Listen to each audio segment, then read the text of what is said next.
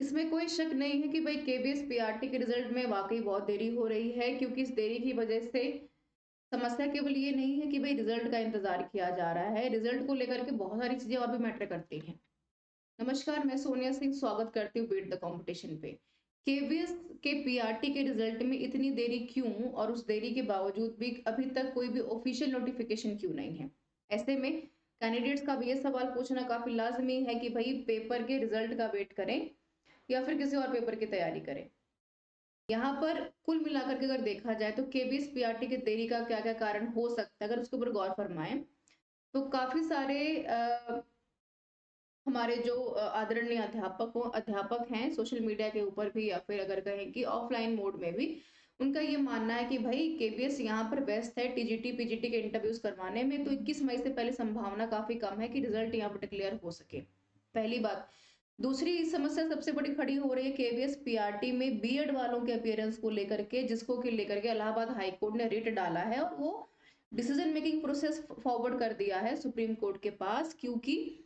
माननीय तौर पर देखा जाए तो बीएड वाले कहीं न कहीं सीटेट पेपर 1 में साथ-साथ यहाँ पर पीआरटी के लिए भी एलिजिबल नहीं होते हैं, क्योंकि अधिकार सबसे पहला बीटीसी वालों का है और उन सारे के सारे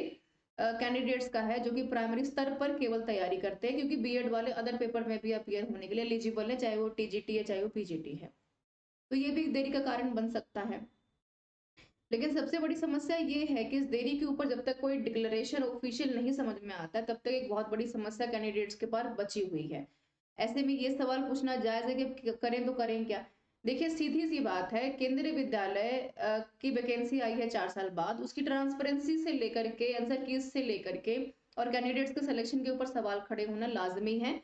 बहुत सारे कैंडिडेट्स ने किए भी, हालाँकि उसका एक पारदर्शिता के ऊपर सवाल खड़ा करने के साथ-साथ कोई सुचारू जवाब अभी तक नहीं आया है।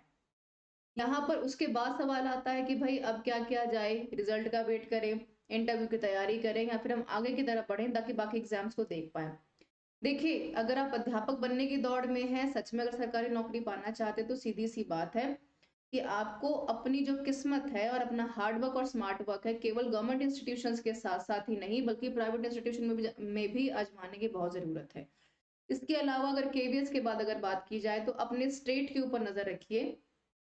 बिल्कुल नज़र रखिए। शायद ये शब्द सही भी है, क्योंकि पता नहीं होता कि कब कौन-सी वैकेंसी आ जाएगी और उसके बाद आप ज़ोरों-शोरों से तैयारी में लग जाएँगे, और ये भी पता नहीं होता है कि भई अफ़रा-तफ़री में उस पेपर में हम अपीयर तो हो जाते हैं, पर क्वालीफ़ाई कर पाएँगे कि नहीं कर पाएँगे। क्योंकि शॉर्ट नोटिस पर जब आप कोई भी काम करवाएँगे, तो उसमें 100% परफ़ॉर्मेंस दे पाना एक मुश्किल काम रहेगा ही रहेगा। ऐसे में DSSB की वैकेंसीज़ अभी भी ये कहना बिल्कुल माना जा रहा है दिल्ली सरकार की तरफ से कि भई जल्दी हम इसको निकाल रहे हैं। यूपी जैसे बड़े स्टेट में उम्मीद की जा रही है कि भई इलेक्शन से पहले वैकेंसीज़ आ जाएँगी, या फिर बिहार में आप देखिए कि 7th जो आपका मध्याह्न का जो आपका टीचिंग वैकेंसी है वो ऑलरेडी अबाउट टू अनाउंस है। मध्य प्रदेश में भी चीज़ें चल रही हैं। अब ये मेरे सब कहने के बाद कैंडिडेट्स कह सकते हैं कि जितनी आसानी से आपने कहा उतनी आसानी से पेपर करवा भी ले सरकार तो अच्छी बात है। हम भी यही चाहते हैं कि अगर सरकारें ये पेपर समय पे करवा लें, तो जितनी अच्छी चीज़ आपके लिए उतनी उससे कहीं ज़्यादा अच्छी अध्यापकों के लिए है। क्योंकि सीधी-सी बात है कि आपके पेपर होने से ही हमारा मोटिवेशन कहीं न कहीं ज़िंदा है और उस मोटिवेशन को हम कहीं न कहीं आप में ढूँढते हैं। तो सरकारों के लिए आवश्यक क्या है कि भई 65% युवा वाले देश में और विश्व की सबसे ज़्यादा जनसंख्या वाले देश में केवल इसके ऊपर फ़ोकस ना हो कि भई हम सबसे ज़्यादा यहाँ पर युवाओं को देख रहे हैं या फिर यहाँ पर हम जनसंख्या को देख रहे हैं। हम ये भी तो देखें कि इन युवाओं को इस जनसंख्या के नाम पर हम सरकारी नौकरियों या प्राइवेट इंस्टीट्यूशंस के नाम पर कितनी सैलरी दे रहे हैं और उसका कितना भविष्य यहाँ पर बेहतर है, क्योंकि उसका कोई फ़ायदा नहीं है कि एक वैकेंसी का हम यहाँ पर महीनों, सालों इंतज़ार करें, फॉर्म भर के इंतज़ार करते रहें और यहाँ पर ऐज क्राइटेरिया भी खत्म हो जाए और पता चले कि ना हम इधर के रहे, ना उधर के रहे। हो सकता है कि मेरी इन बातों में आपको थोड़ा बहुत कहीं न कहीं एक कड़वाहट नज़र आ रही हो, लेकिन कहीं न कहीं अगर देखा जाए तो सरकारी व्यवस्थाओं की ये लचर व्यवस्था कहीं न कहीं प्रभावित हमें सिर्फ़ नहीं करती है, हमारे मानसिक स्तर के साथ-साथ सामाजिक स्तर को भी प्रभावित करती है, क्योंकि हर कोई बेहतर चाहता है। लेकिन उस बेहतर चाहने में सरकारें या फिर एग्ज़ामिनरी बॉडी हमारा कितना बेहतर चाहती हैं, ये बिल्कुल सवाल पूछना बनता है कैंडिडेट्स का, क्योंकि उसमें नुकसान केवल हमारा होता है या फिर हमारे जैसे अध्यापकों का होता है, जो कि कब तक कैंडिडेट्स को मोटिवेट करते रहेंगे और कब तक कैंडिडेट्स इंतजार करते रहेंगे, ये दोनों अपने आप में प्रैक्टिकली देखा जाए तो एक इम्पोर्टेंट क्वेश्चन नजर आता है।